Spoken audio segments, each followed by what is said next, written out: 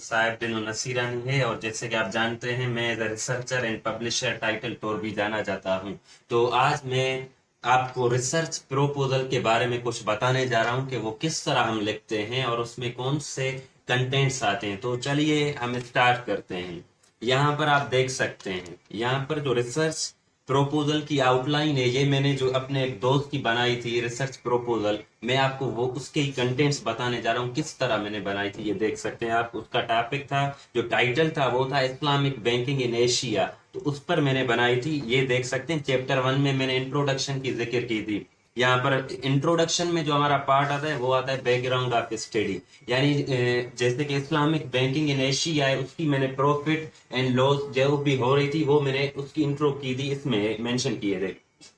और उसके बाद यहाँ पे वही टाइटल है इस्लामिक बैंकिंग इन एशिया। फिर तीसरे नंबर पर प्रॉब्लम स्टेटमेंट। दरअसल ये प्रॉब्लम स्टेटमेंट से मुराद ये कि हमें कितनी लॉस हो रही है और वो क्यों हो रही है, कौन से मसले पेश आ रहे हैं, वो चीज भी हम इनमें एक्सप्लेन करते हैं, बयान कर लेते हैं। ठीक, तो यहाँ पे जो है फिर हम देते हैं ऑब्जेक्टिव ऑफ स्टडी। जो पढ़ाई हम कर रहे हैं, जैसे कि अभी ये टाइटल मैंने उठाया, इसका मकसद क्या है, इसकी इससे फायदा क्या हो सकता है हमें, तो हम वो बता सकते हैं। जैसे कि इससे हमें प्रॉफिट हो सकता है, ये वो हमारे एशिया कंटिनेंट में, ये सारी चीजें।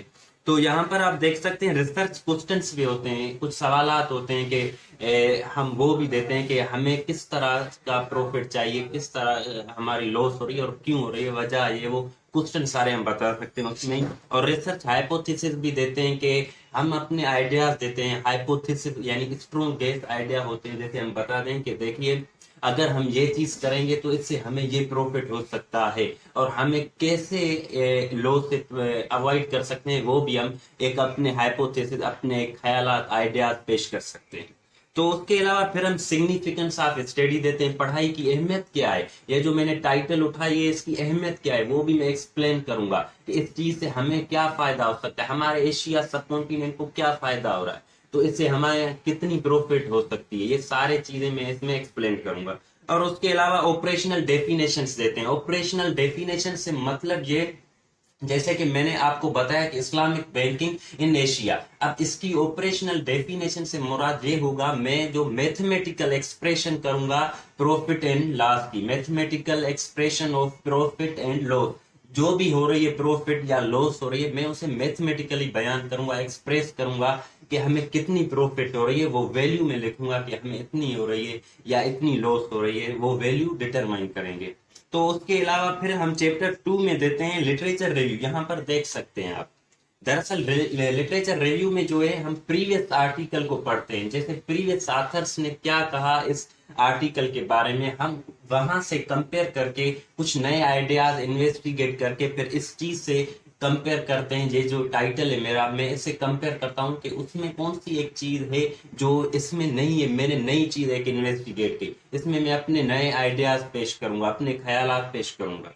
तो उसके अलावा ये देख सकते हैं चैप्टर 3 में रिसर्च मेथडोलॉजी देते हैं। रिसर्च मेथडोलॉजी, जैसे प्रीवियस वीडियो में मैंने बताया था आपको, रिसर्च डिजाइन याद होगा आपको, जिसमें हमने मुख्तलिफ मेथड भी पढ़े थे, qualitative, quantitative and mixed method. और उसमें हमने इंस्ट्रूमेंट्स भी पढ़ते हैं कि मटेरियल्स कौन से यूज करते हैं, वो सारा दरअसल रिसर्च मेथडोलॉजी में आता है। जैसे मैंने अपने प्रीवियस रिसर्च जो पेपर था उसमें मैंने जो रिसर्च डिजाइन यूज की थी वो दरअसल था क्रॉस सेक्शनल रिसर्च डिजाइन। तो यहाँ पर भी आप मेंशन कर सकते हैं। और क्रॉस सेक्शनल रिसर्च डिजाइन जो है वो मिक्स्ड मेथड होती है। तो जो भी आपके अगर क्वालिटेटिव है, अगर आप थ्योरेटिकल एक्सप्लेन करें तो आप मेंशन करें क्वालिटेटिव मेथड है, जैसे डेटा एनालिसिस एंड प्रोसीजर होती है। अगर क्वांटिटेटिव है, वेरिएबल्स हैं, वो मेंशन करें। अगर दोनों है तो फिर मिक्स्ड मेथड होगा, जैसे मैंने यूज की थी क्रॉस सेक्शनल रिसर्च डिजाइन। और उसके अलावा इंस्ट्रूमेंट्स के नाम भी मेंशन करते हैं मुख्तलिफ। ये जो आपको दिख रहा है ना, ये शॉर्ट फॉर्म है TAIB, ये जो भी हैं ये तीनों, ये LAIB फिर NNIIB, ये दरअसल हमारे इंस्ट्रूमेंट्स हैं जो कि यूज किए गए उसकी प्रॉफिट मेजरमेंट, लॉस मेजरमेंट के लिए। ये भी आप वहां भी यूज कर सकते हैं अगर आपकी कोई मुख्तलिफ टाइटल हैं ٹھیک ہے، مختلف انسٹرومنٹ اس کے لیے یوز کر سکتے ہیں.